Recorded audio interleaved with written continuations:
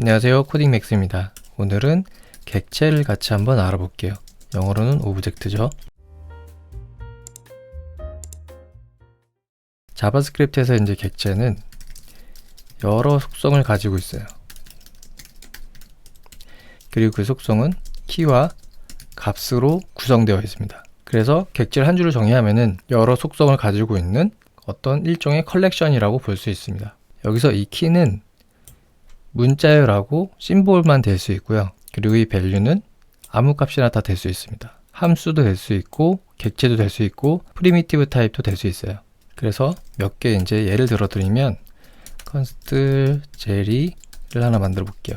그래서 속성의 이름은 이제 문자열로 되는 거죠. name은 jelly, 그 다음에 나이는 10살, 그리고 직업은 student로 하겠습니다. 이렇게 보시면 이게 하나의 속성이 되는 거예요. 그래서 속성이 키와 값으로 구성되는 것입니다. 이 속성의 키는요, 문자열 아니면 심볼만 가능해요. 그런데 저희가 여기서 저장을 하면은 이 작은 따옴표가 사라질 거예요. 네, 이렇게 사라지죠. 이건 왜냐하면은 자바스크립트 엔진이 개발자 편의를 위해서 속성 이름을 문자열로 표현하지 않아도 문자열이 되도록 지원하고 있기 때문이에요. 저희가 매번 속성을 표현할 때마다 뭐 싱글 쿼트나 아니면 더블 쿼트를 사용해서 이렇게 표현하면 좀 불편하잖아요. 그렇기 때문에 자바스크립트 엔진이 자동으로 속성의 키 이름을 문자열 리터럴로 변경해 주고 있는 것입니다. 자바스크립트 이제 객체를 생성하는 방법에는 뭐가 있냐면요. 적으면서 할게요. 객체 생성 방법. 첫 번째는 오브젝트 리터럴을 사용하는 거예요. 이렇게 중괄호를 적으면요, 이거를 오브젝트 리터럴 아니면 객체 리터럴이라고 해요. 제가 만약에 const empty 오브젝트 이렇게 하면은 빈 객체가 생성되는 것입니다. 그리고 두 번째, 오브젝트 생성자를 이용하는 거예요. 그래서 const empty object to new object. 이 코드를 이제 보시면요, 여기에 이게 오브젝트 생성자를 사용해서 메모리를 할당하면 빈 객체가 생성돼요. 여기에서 보면은 오브젝트 리터럴을 생성해서 만든 빈 객체하고 동일합니다. 물론 메모리 위치는 다르겠지만요. 그래서 이제 두 코드를 비교해 보면 리터럴 쓰는 게 더 편하잖아요. 그렇기 때문에 그냥 객체 인스턴스를 간단하게 만들 때는 오브젝트 리터럴을 많이 사용합니다. 그래서 제가 이제 person이라는 걸 한번 만들어 볼게요. const person 해서 빈 객체를 하나 만듭니다. 객체가 만들어지면요, 속성을 자유롭게 추가할 수가 있어요. 그래서 person하고 점 찍고 name 해서 뭐 코딩 맥스 이렇게 하면요, 지금 person은 여기서 보시면 빈 객체잖아요. 그런데 name이라는 속성을 동적으로 정의하고 있는 거예요. 그래서 여기 위에서는 console log person name을 출력하면 없지만 여기서 출력하면은 값이 코딩 맥스로 출력이 되는 것입니다. 아니면 괄호 표기법을 사용해도 돼요. 나이는 20. 그래서 console log person age 아니면 person age 이렇게 하시면 동적으로 age라는 속성을 정의했고 그 속성을 전 표기법이나 아니면 괄호 표기법으로 접근해서 값을 읽어오고 있어요. 그죠? 저희가 person의 여러 속성을 미리 한번 정의해 볼게요. name은 코딩 맥스, 나이는 20.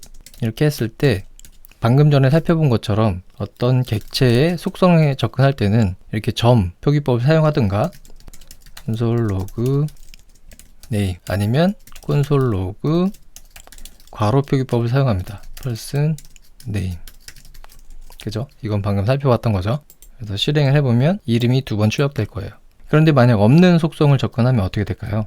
한번 해볼까요? console log person에 어드레스는 없죠?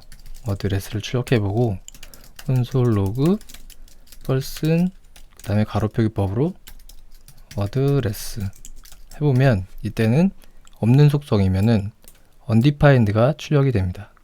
그래서 저희가 이렇게 출력하기 전에 속성의 유무를 한번 체크해보면 좋겠죠. 그럼 좀 더 안전하겠죠. 그래서 if person name 해서 값이 있으면, 속성의 값이 있으면 출력을 하고요. 아니면 in 연산자를 사용해도 돼요. 그래서 if name in person 해서 이렇게 출력을 해도 됩니다. 어드레스도 한번 적어볼게요. if address in person.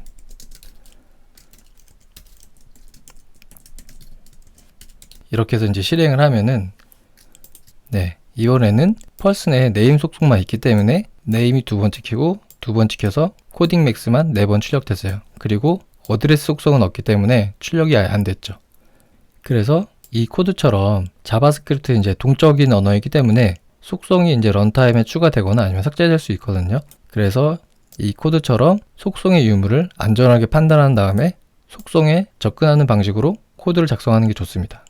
그리고 저희가 방금 전에 속성을 삭제할 수도 있다 그랬잖아요. 자, 여기에서 name 속성을 한번 삭제해 보겠습니다. 속성 삭제를 할 때는요, delete 키워드를 사용해요.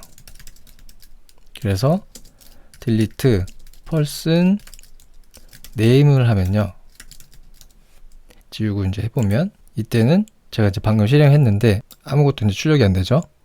왜냐하면 여기서 person이란 name을 지웠기 때문에 여기 if문들이 이제는 name 속성이 없기 때문에 모두 실패가 되는 거죠. 그죠? 그래서 이름이 출력되지 않습니다. 이렇게 동적으로 어떤 객체의 속성을 삭제할 수도 있어요. 그럴 때는 delete 키워드를 사용합니다. 자, 코드를 지우고요. 그리고 이제 객체의 속성은요, 자유롭게 값을 바꿀 수가 있어요. 그래서 콘솔 로그 person의 name 출력하고 person의 name은 코딩 맥스 한글로 바꾸고 그 다음에 출력을 해볼게요. person의 name 이렇게 하면은 여기서는 영어가 출력이 되고 여기서 name의 속성 값을 한글로 변경하면은 그 변경된 값이 여기서 이렇게 출력이 되죠. 그죠? 그래서 자바스크립트 객체의 이 속성들은 기본적으로 뮤터블합니다. 편집이 가능해요. 그리고 이렇게 매번 점 연산자를 사용해서 속성에 접근하는 게 때로는 불편할 때가 있거든요. 그래서 자바스크립트가 뭘 지원하냐면요, 객체 분해라는 걸 진행합니다. 또는 객체 구조 분해, 이게 오브젝트 디스트럭처링이라고 해요. 그래서 객체의 속성을 저희가 이제 필요한 속성들 있잖아요. 그거를 따로 변수에 담는 거예요. 예를 들어서 const name age는 person 이렇게 하면요, 이 person 객체의 name과 age 속성이 있잖아요. 이 속성의 값들이 여기 있는 name과 age 변수에 담겨요. 그래서 name은 코딩 맥스를 갖고 age는 20을 갖습니다. 실제로 출력을 해보면요, console log name age 설명드린 것처럼 name에는 코딩 맥스가 담기고 age에는 20이 담겼어요. 그런데 이런 경우도 있잖아요. const 도그에서 이 도구도 name이 있어요. 코코 그리고 나이는 2살 이렇게 있을 때 이 도구도 객체 분해를 하고 싶은 거예요. 근데 이렇게 보시면 변수가 여기서 이미 선언되고 할당됐는데 또다시 선언 할당하려니까 중복이 되죠. 재선언이 되는 거예요. 그럴 때는 이렇게 다른 이름을 줄 수 있습니다.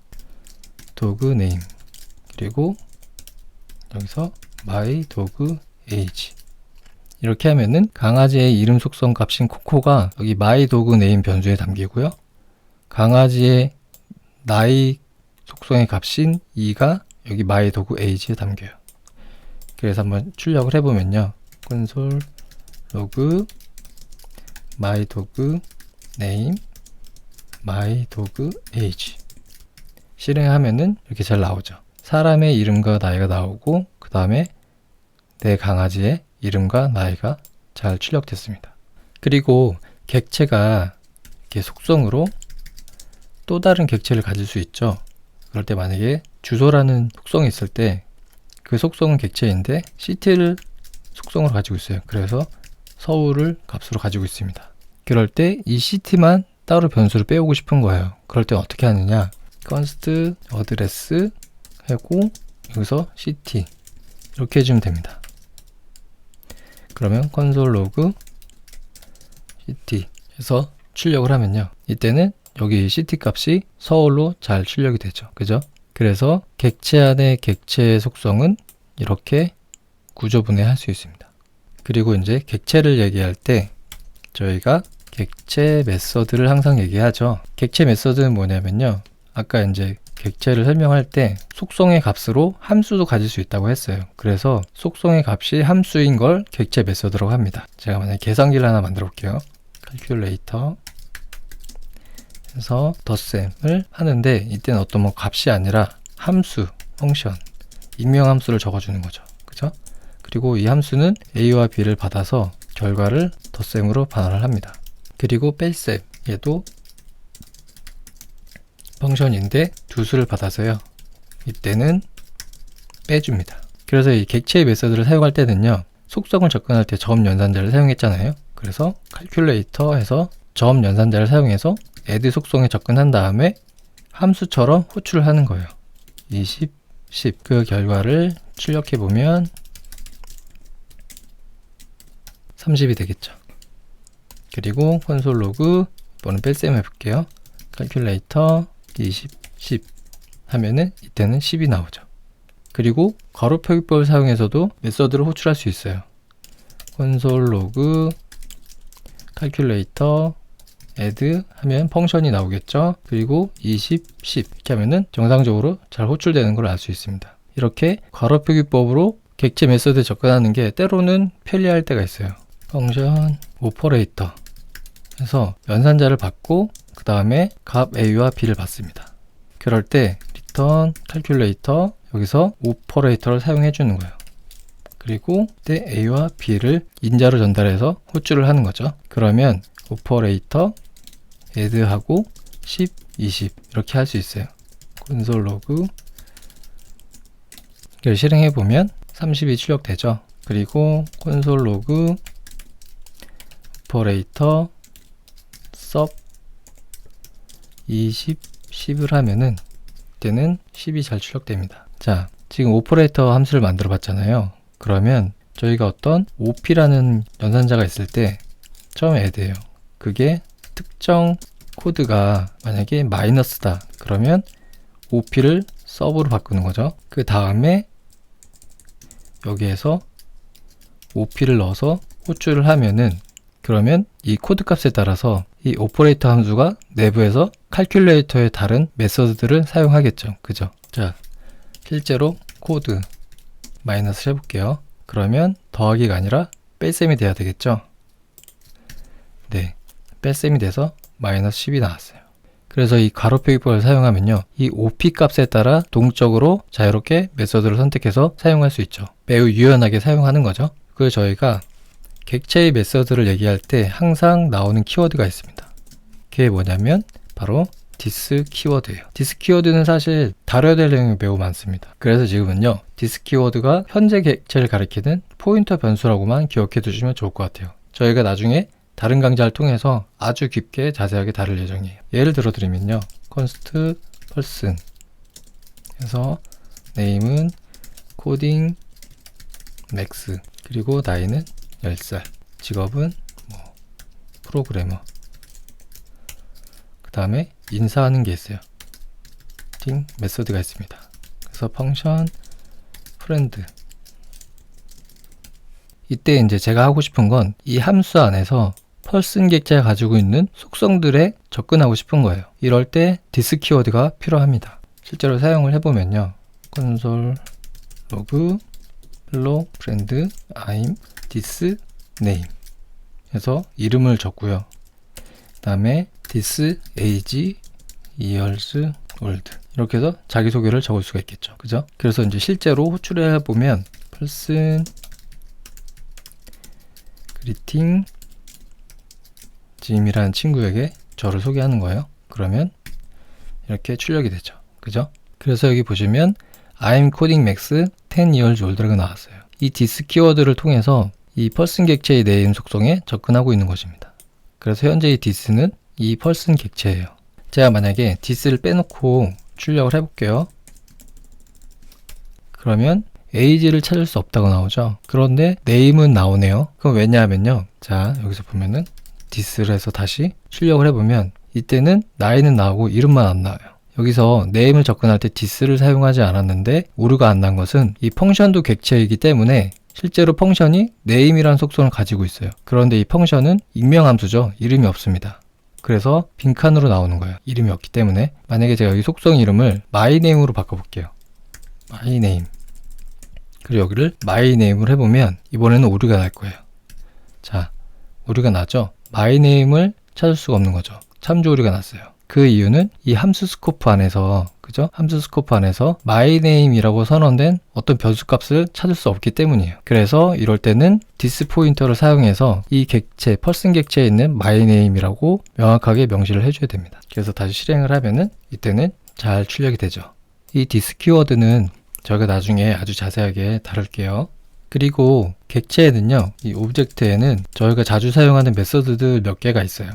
그게 뭐냐면 오브젝트 키 하고 오브젝트 밸류스입니다. 이거는 오브젝트에 어떤 속성들이 있는지 알고 싶을 때 많이 사용을 해요. 그래서 콘솔 로그 오브젝트 키 해서 person을 하면은 person 객체가 가지고 있는 모든 속성의 키값이 출력돼요. 그래서 실행하면은 이렇게 myname, age, 잡, 그리고 메서드 이름이 greeting이 나오죠. 그리고 콘솔 로그 오브젝트 밸류스에서 person을 하면은 각 속성이 가지고 있는 값들이 목록으로 나오죠. 코딩 맥스, 10살, 프로그래머, 그 다음에 함수 greeting의 정의가 나오는 겁니다. 이 두 함수들은요, 프루프에서 많이 사용합니다. const key of 오브젝트 키 person 하고 콘솔 로그 person key 이렇게 해서 실행을 하면요, 보시는 것처럼 값들이 다 출력이 됩니다. 그런데 이 for of를 좀 더 편리하게 쓸 수 있어요. 어떻게 하냐면 for in문을 쓰면 됩니다. 그래서 key in person을 하면요, person이 가지고 있는 속성의 모든 키 값들마다 루프를 돌면서 이 키에 담아줘요. 그래서 저희는 그걸 사용하기만 하면 됩니다. 콘솔 로그 똑같이 이번에 키도 찍어볼게요. 키 하고 person 키 해서 이제 출력을 하면요, 이번에는 속성의 키 값이 나오고 그 속성의 값이 나오죠. 그래서 객체의 모든 속성을 돌면서 어떤 일을 해야 될 때 이렇게 for 인문을 사용할 수 있어요. 그리고 저희가 이제 중요한 얘기를 하나 더 해야 됩니다. 그게 뭐냐면 저희는 이제 const person에서 빈 객체를 생성을 했어요. 그리고 이 const는 상수라고 했습니다. 그죠? 그런데 이 person에 뭐 동적으로 name을 추가하고 아니면 이름을 변경하고 또 이름을 삭제하기도 했어요. 그죠? 어떤 뮤테이션이 막 발생하고 있는 거죠. 저는 여기는 상수라고 했는데 이게 왜 가능한 거냐, 이걸 좀 같이 얘기할게요. 저희가 이렇게 객체를 선언하면요, 메모리에는 저 객체가 이렇게 힙에 잡히겠죠? 힙 메모리 공간에. 그리고 힙 메모리 공간에 잡힌 이 객체 값을 가리키는 아이덴티파이어가 포인터 변수로 생겨서 이렇게 여기 주소를 가리키고 있을 거예요. 만약에 여기가 100번지면 이 person 값은 100이 되는 거죠. 그죠? 그리고 여기서 새로운 속성을 추가하거나 변경을 하고 있어요. 이거는 person이 가리키고 있는 값을 100번지에 있는 값을 따라가서 이 값에 변경을 하는 거죠. 뮤테이션을 하는 거죠. 그래서 실제로는 얘를 변경하는 게 아니에요. 얘가 가리키고 있는 객체 값을 변경하고 있는 것입니다. 그렇기 때문에 이 연산은 모두 다 올바른 코드입니다. 하지만 이거는 안 되는 거죠. person에 다른 객체를 또 할당을 하는 거죠. 제가 실행을 해보면 이제는 오류가 발생을 하죠. 그죠? person는 읽기 전용이라고 해서 타입 에러가 발생해요. 그거는 방금 제가 이렇게 한 거는 여기 힙에 다른 객체를 하나 더 생성해서 이 객체의 값이 만약에 200번지에 있다. 그러면 상수인, 포인터 변수인 상수인 여기의 값을 200으로 바꾸려고 하는 거죠.